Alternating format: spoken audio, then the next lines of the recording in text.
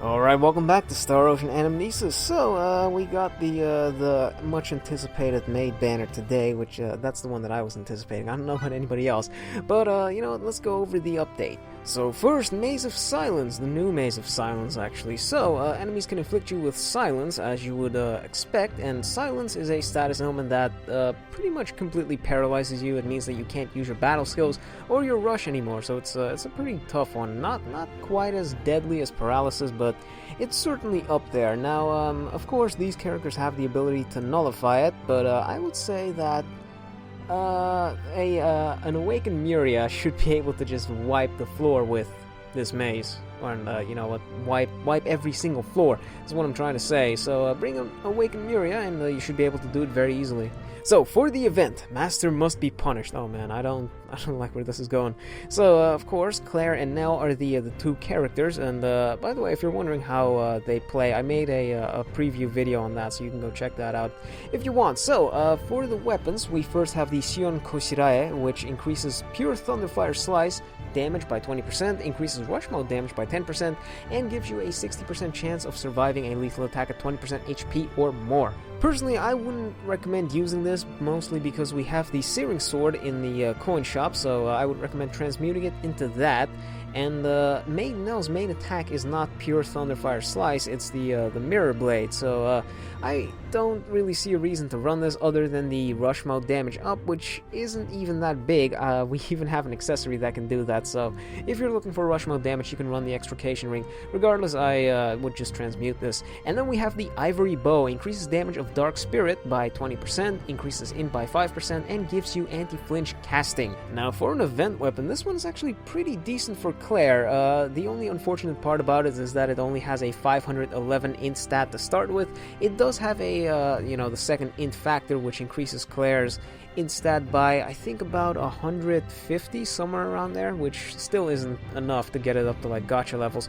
Regardless, the increased damage of Dark Spirit can actually up your damage output, seeing as how that is one of her main attacks, and Clair already has a darkness element on pretty much all of her attacks, so you don't really need a bow with an element, and the anti-flinch casting can also help her out a bit. So if you don't have any elemental bows, or you're fighting a boss that's weak to dark, then this thing could definitely come in handy on Clair. And then the accessory is the white headpiece, which decreases the attack damage that you take by 10% and increases your hit by 10%. So just in case you don't know, hit is the stat that ups your chance of doing critical hits, and I think it also increases the damage that you do against enemies that are guarding your attacks. I could be wrong about that one. But hit is a pretty decent stat if you're running like a crit setup. So this one is actually very good for a character like Opera. If you saw my guide yesterday, she benefits a lot from these attack and int damage accessories. So if you're running Opera, then this is something that you can also run with her, because her int stat is pretty good. So of course we have the item shop with large limit breaker, some character tickets, aka medium limit breakers, AP Starseed, 5-star weapon ticket, very nice, event achievements as always, the normal small limit breakers, the tea time coins, the tea time coins, those are the currency of this event, and then of course the stamp. I actually forgot to do one of the missions of the previous event, the Opera Dark Owl event, so I didn't get one of the stamps. I'm a complete idiot. Oh man, I hope I at least remember to do all of these. Now, regardless, the boss of this event is Josephine, for female. I think it's Josephine or Josephine, I'm not sure. I'm just going to call it Josephine. Age 4, female. It's a dragon-type enemy weak to darkness. So, I haven't fought this thing yet, so I'm not sure what it can do, but it seems pretty cool. I like the design of it, at least what I can see from the picture right there. I'm not sure what the age 4 female thing is supposed to be about. Maybe I'll find out in the actual event. But darkness should be a piece of cake for most of our invokers. I think we have Lazard, we have Leon, we have Fiore, Phase, a lot of invokers. Oh my god, a lot of invokers can use the dark element. So if you have any of them, then they can obviously do a lot of damage here. And Maid Clair, if anybody's pulling for her, she, like I said, has a lot of dark to her. So this one should be fairly simple. And then, of course, lastly, we have the new status enhancement sets, which, as always, contains some rare prisms as well as the ace ticket and a weapon ticket. Now, again, for new players, just in case you don't know whether it's worth it to buy this or not, it kind of is worth it to buy it because you do get a weapon ticket, and the ace ticket guarantees you a 5-star ace character, but the way the ace tickets work is they don't guarantee you an on-banner unit, so you have a chance when you use ace tickets to pull one of the limited characters, but the chance of getting them isn't increased like it is on their actual banner. So personally, I don't buy these sets because I just like to roll my gems in the gacha, but it is a decent investment. Alright, so for the new weapons, we first up have the Dragon's Blade Dark Blood. You know, that's the most Chunibyo thing I've heard all day, and I'm completely fine with it. So, the first factor imbues your attacks with Dark, increases damage dealt to dragons by 30%, gives you a 15% lifesteal as well, and the last factor is unlocked on max limit break, and it increases critical hit chance by 15%.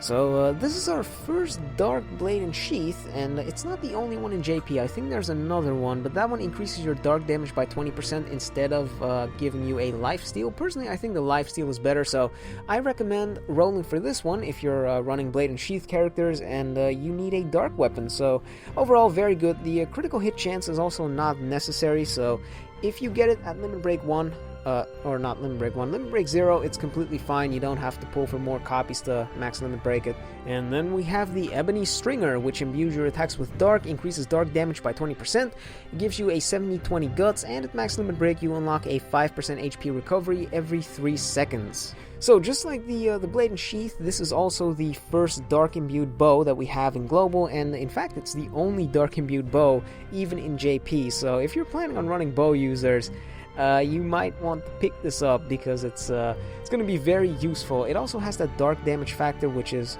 again very good for increasing damage output. The guts, that's a decent one. Of course, it's going to fill you when you need it the most. That's just how it works. The HP recovery is not necessary. So just like the Blade and Sheath, if you have this at limit break 0, you're good. Overall, this is a very good weapon gacha. It only has 2 weapons, so it's a 50-50 shot of getting what you want, and I'm pulling for Maid Clair, so I'm going to need to pull for the Ebony Stringer as well. I'm not going to do that right now because I still need to make sure that I actually get Claire, so if I do get her, then I'm definitely doing a pull on this. So, for the new characters, first up we have Maid Nel. She increases the entire party's attack by 20%. Her second talent increases everybody who's standing at close range's single target damage by 30%, and everybody who's standing at long range gets AP cost reduction. Her third talent gives everybody who's at full HP normal attack AP recovery plus 100%, and her last talent gives herself attack plus 20 when she uses Pure Falcon Blade. She can also dodge in midair, and her pure mirror blade damage goes up by 100% while she is charge assaulting. Her rush is called Wolffang Blade. It has a 4500 multiplier, that's pretty good, and as a post-rush buff, it reduces Nell's AP cost by 30% and gives her 10% HP recovery every 3 seconds. And then for her attacks, Pure Falcon Blade's pretty fast. It's the Sylvan Shot type of attack with that dagger characters have. There's 8 hits. Pure Mirror Blade as her main attack. Swift Thrust is a decently quick 2-hit attack, and then Pure Thunderfire Slice is the really good ranged attack. Keyword being buffer. I'm not really sure what Nell is supposed to be. She has a 20% attack buff, which is kind of pathetic. It doesn't really do much. Single target damage plus 30%, that is good, but most defenders can also give that, and they do it for every single character, not just the ones limited to close range. AP cost reduction at long range, that's good, but most characters don't really need 15%. They can just take a 5% from the Christmas reindeer, and that's good enough for them. Normal attack AP recovery, that's always good, but this one's only when you're sitting at 100% HP, so most of the time you're going to have to run some form of lifesteal, which in this case is probably going to be Vampire Victor, so you're going to have to pair Nell with Victor to so that you can just stay at full health. But her fourth talent is pretty good, attack plus 20%, that buffs her attack up to about 3200, which is about the same as most carries. That's about their base stats, so that's pretty good. She can dodge in midair, which helps her with her pure Mirror Blade, and then Mirror Blade gets a decently high multiplier when you're charge assaulting it. I would compare her to Winter Fidel. They do just about the same things with the attack buff, the AP on normals, but Winter Fidel is a lot more effective. He even has an attack damage buff for the entire party, and that is hit count based, and hit count is very easy to build nowadays, especially if you're running a Dark Elbow. He can help everybody build the hit count a lot easier. So personally, I don't really see a way to use Maid Nel effectively if you've got Winter Fidel.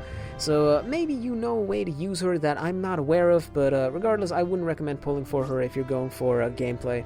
And then up next we have Maid Clair. So are you ready for my completely unbiased opinion on her? So her first talent increases attack and in damage for the entire party by 35% and reduces her AP cost by 30% and her cast time by 60%, both when the skill chain is at 3 or more. Her second talent debuffs the enemy, so it makes them take more attack and in damage, 15% more, if they're hit by Shadow Flame Int, and that lasts for 10 seconds. Her third talent increases her chance of causing stun by 20% after she uses Symbology, and it also gives her an additional hit on normals after she uses one of her battle skills. That's what they call them special arts here. I'm not sure what's up with that. But then her fourth talent increases her int by 20% and HP by 15%. And then we have her Rush Blast Peony, which has a 4000% multiplier, and it increases the critical hit chance of the entire party by 50%. So for her battle skills, first up we have Cleansing Needles, which is a Shadow Needles type attack, and it's actually very accurate because it spawns directly on top of the target, so it's pretty good. Shadow Flame Int is the standard gravity bullet. It's also pretty good. Crimson Squall Int is also a very normal Crimson Squall, but it has a very big multiplier, 640. I'm not sure what the normal Crimson Squall multiplier is. And then we have Dark Spirit, her unique attack. It has an 1140 multiplier, and something interesting about this attack is that you can actually use it, and then you can actually cancel bonus all the way up to 300% before this attack strikes. So if you use it as the first attack in your combo when it's at 150, then use Gravity Bullet, Crimson Squall, then you can get up to 300%, and then Dark Spirit hits for 300%, so it's pretty good. And she's got an int stat of 3200, which is kind of the minimum for most invokers, but Maid Clair is not a normal invoker. As you can see, she uses a bow, and if you notice this, she has 2 Symbology skills and 2 regular skills. Shadow Flame and Crimson Squall are the regular skills that you can use without cast time, so that actually makes her very mobile. If you ever happen to get into a situation where you're the last one standing, you don't even have to use her Symbology attacks. You can just keep with the Crimson Squall and Gravity Bullet and then just keep up a combo like that. Party buffing wise, she doesn't really have much. She only has the attack and in damage buff plus 35%, which that's actually not bad because attack and in damage are kind of rare, so you don't have to worry about them overlapping with anything. And then on her rush, she does have critical hit chance plus 50%, but critical hit chance without damage doesn't really do much. So overall, I would say that Maid Clair is she's a pretty good invoker. She uses a bow, which means that you can also equip an elemental bow to her, which means that she can be on element in whatever fight you want, and we do have a lot of elemental bows. Party buffing, like I said, not great. She's actually very comparable to Mistina, who has a 40% attack and in damage buff, but she also has crit chance as well as crit damage, so Mistina is a little better in the buffing department, but I would say that Maid Clair is better in the damage output department. So if you want my completely unbiased and objective opinion, I would say that Maid Clair is the best invoker in the game, hands down. So if you want to pull on this banner, I would highly recommend you do so now, because they are limited, so if you don't pull them now, you might never get the chance against. Well, they might return sometime in the future. But Maid Nel, like I said, not that great. Maid Clair, like I said, fantastic as an invoker. So there you go. Alright, so that's it for the update, I'm pretty sure. That's everything. Actually, hold on, let's check out the maintenance. Do they have the current known issues? Nope, nothing about Opera. I think they fixed the Opera thing. The Opera glitch.